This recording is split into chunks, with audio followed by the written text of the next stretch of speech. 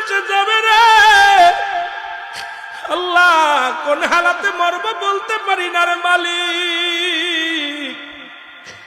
অনেকেই মরণের সময় একটা অঙ্গ পড়ে যায়। যারা কাপন পরে, যারা গোসল করাইছেন, কত মানুষের গোসল করাইলাম, দেখি গোসল করাতে যায় পায়খানা করে দিছে, প্রস্রাব করে দিছে। তাদের মৃত্যুটা কত কঠিন হয়েছে।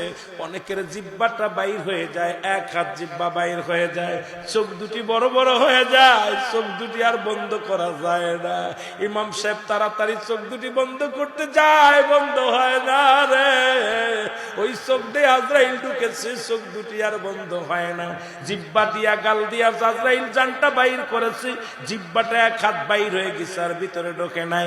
এরা মুসলমান, সহজ মৃত্যু যদি এত কঠিন হয়,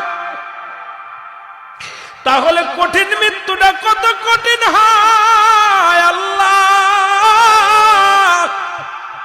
ও আমার আল্লাহ, আল্লাহ আমাদের মৃত্যুটা তুমি সহজ করে দিও।